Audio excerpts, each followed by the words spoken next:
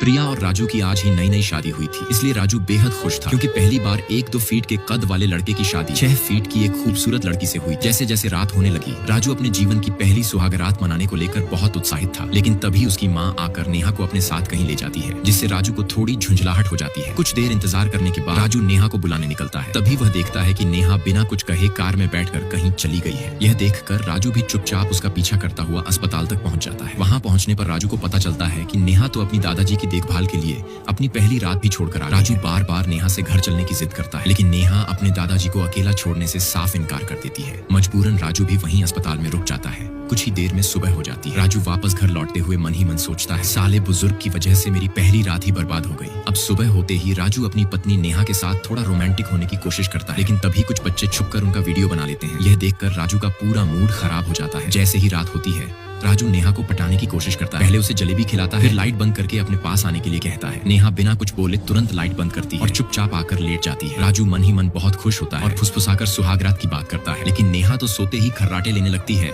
इस वजह से जब से राजू की शादी हुई थी, वह एक रात भी चैन की नींद नहीं सो पाया था। हर रात नेहा जैसे ही बिस्तर पर आती, जोरदार खर्राटों की मशीन चालू हो जाती और बेचारा राजू किसी कार्टून की तरह चुपचाप करवटें बदलते हुए सो जाता। एक रात राजू का दोस्त उसे कॉल करता है और पूछता है, अब तक तूने नेहा के साथ एक बार भी लूडो खेला या नहीं? इस पर राजू नेहा के खर्राटों की आवाज उसे फोन पर सुनवा देता है। आवाज सुनते ही दोस्त बोलता है, लगता है आज तो कुछ हुआ है, तभी भाभी इतनी गहरी नींद में है। ये सुनकर राजू को गुस्सा आ जाता है और वह दोस्त को गाली देकर फोन काट देता है। उधर जब राजू का पूरा परिवार डिनर कर रहा होता है, तो सब लोग राजू और नेहा के हनीमून ट्रिप के लिए दुबई जाने की बात करने लगते हैं। ये सुनकर राजू मन ही मन सोचता है, यहाँ तो अब तक कुछ भी नहीं हुआ और वहाँ दुबई में क्या गाड़ पाऊंगा। अगले दिन सुबह जब नेहा बाथरूम में नहा रही होती है, तब राजू उसे देखने की कोशिश करते हुए धीरे धीरे नेहा नेहा पुकारने लगता है। नेहा अंदर से जवाब देती है, मेरे बैग में मेरी ड्रेस है, जरा निकाल दो। राजू ये सुनकर बहुत खुश हो जाता है और झट से बैग खोलता है, लेकिन जैसे ही बैग खोलता है, उसमें सुरक्षा का सामान देखकर राजू की वहाँ पर एकदम पोपट हो जाती है। अब राजू बहुत खुश होकर नेहा के साथ थोड़ी रोमांटिक बातें करने के लिए सुबह सुबह उसे बुलाने लगता है, लेकिन उस वक्त नेहा नहा रही होती है, इसलिए वह राजू से कहती है, मेरे बैग में रखा हुआ ड्रेस निकाल कर दे दो। ये सुनकर राजू मन ही मन बहुत खुश हो जाता है और बैग खोलकर ड्रेस निकालने लगता है। तभी उसे बैग में एक सैनिटरी पैड का पैकेट दिखता है, जिससे उसे समझ आ जाता है कि अब अगले 7 दिनों तक वह नेहा को हाथ भी नहीं लगा पाएगा। अब राजू हर रात एक एक करके पूरे 7 दिन तक इंतजार करता है कि कब यह समय खत्म हो और वह नेहा के साथ लूडो खेल पाए। फिर जब आखिरी दिन आता है, तो राजू का दोस्त उसे सलाह देता है, अगर आज रात भी नेहा चुपचाप सो जाए, तो तू उसके सोने के बाद बस हल्के से एक किस करके अपने मन को तसल्ली दे दे। राजू अपने दोस्त की बात सुनता है और उसी रात जैसे ही नेहा गहरी नींद में चली जाती है, वह धीरे धीरे उसके पास जाकर उसे किस कर देता है। लेकिन तभी नेहा की नींद खुल जाती है और वह देखती है कि राजू ने उसे चूम लिया है। यह देख नेहा बहुत गुस्से में आ जाती है और राजू को खरी खोटी सुनाने लगती है। वह कहती है, मेरी अनुमति के बिना तुम्हारी हिम्मत कैसे हुई मुझे छूने की? राजू जवाब देता है, मैं तुम्हारा पति हूँ,